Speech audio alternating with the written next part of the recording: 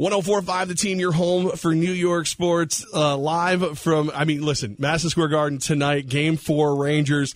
It's just, I feel like we've let blue shirt fans down because we haven't had the youngest to ever wear the C on the show yet, Dave Maloney. Maloney, how you been, man? It's good to talk to you. Yeah, I've been well. It's a little bit like the Masters playoffs, start of baseball. My appearance on your show comes springtime. It's a rite of spring, and it's nice to chat. Here we are, another spring along the way, and the Rangers are in for what I think most people thought was going to be a very, very close series with Montreal when you consider both teams were just a point apart over 82 regular season games, and after 3 games, it's certainly been that close. Dave, now you know that my hockey knowledge could fill a cap of a soda bottle, but at the same time, I'm watching the games and I'm going, shoot on the goal. Like, is that a realistic? Am I right, or are they just playing their style? No, they're playing your style, but that doesn't let them off the hook for getting the puck to the net. I mean, at the end of the day, that's the ultimate accomplishment, isn't it? I mean, this team was rekindled and retooled coming out of the defeat last year at the hands of the ultimate Stanley Cup champion Pittsburgh Penguins. Retooled to be a bit more of a skill, possession, speed game. And while they certainly enjoyed regular season success doing that, there were numerous times where they were guilty of getting too cute. And if that's the observation in the regular season, when there's a little more ice available, certainly in the playoffs, the ice gets smaller. You're playing against better teams.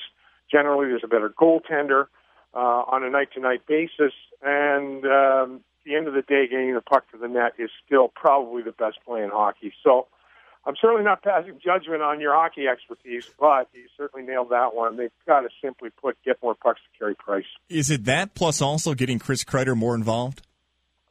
Well, Kreider can certainly be a catalyst. I think as we watch Chris, and this was a breakout season for Chris Kreider. He got 28 goals. He was more in than out, on a consistent basis.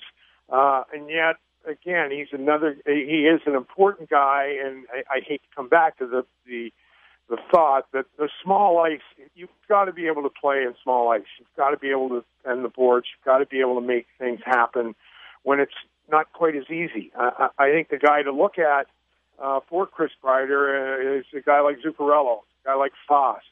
They position their bodies well. They maximize their physicality to be both responsible defensively and offensively.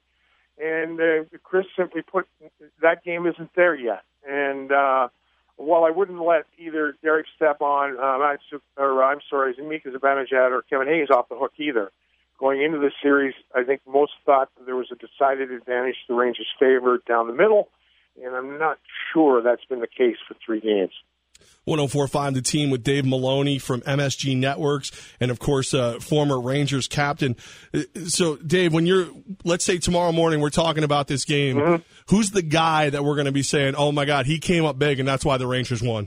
Oh, boy, that's a good one. I'm not sure there is a dominant player that has been, other than the goalie, and that's a given. He's been spectacular, Lundqvist, for 3 games. He's going to have to be equally as good. So, but that's not a new phenomenon for this Ranger group.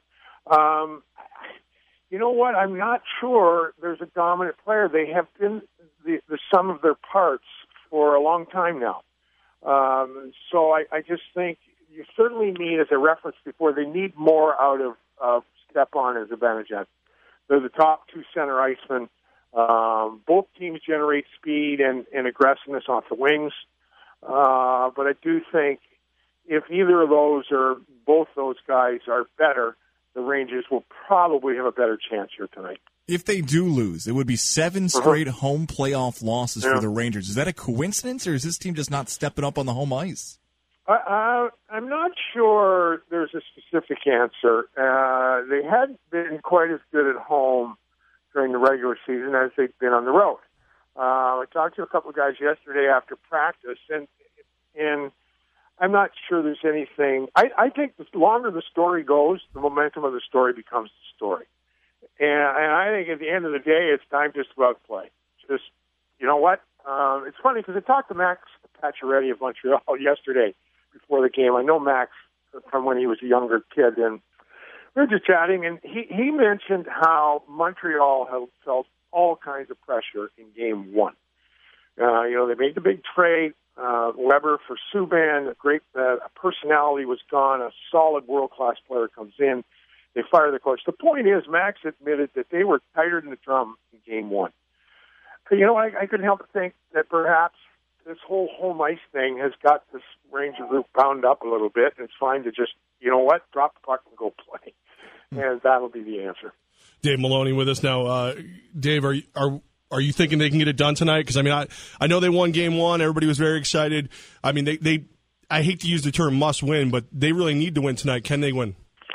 Yeah, of course they can win. This is a race to 4, and it's 2-1.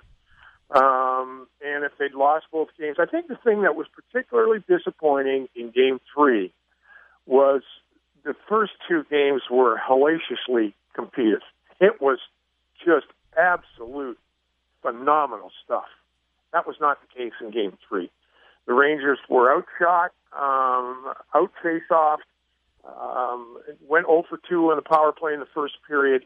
It was Montreal from the drop of the puck has been consistently hard and fast on the puck and on the body. The Rangers, in the first 10 minutes of Game 1, epitomized they were the most dominant they've been in the series. They need that worst case to match that, and then you take your chances. So, of course, there's this thing is not done until it's done, and there's plenty of hockey left to be played. You don't discount the importance of getting it back to even, but until you're out, you're still in it. He's Dave Maloney, and we look forward to harassing you at least once a series. So hopefully we get to harass you a couple more times this season.